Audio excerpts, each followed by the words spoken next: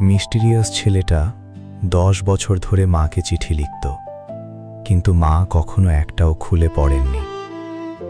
চিঠিগুলো এখনো আছে, অক্ষত, ভাঁজ করা। একদিন ছেলেটা মায়ের আলমারি খুলল, দেখল সব চিঠি একসাথে বাঁধা, কোনোটাই খোলা হয়নি।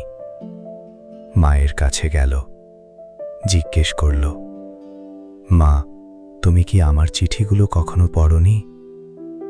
মা একটু হাসলেন, বললেন, পড়িনি, কারণ তুই যেদিন আমাকে পড়াবি সেদিন পড়ব।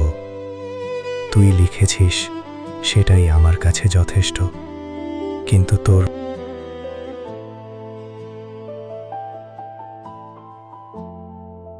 সব গল্পের একটা শেষ দৃশ্য থাকে।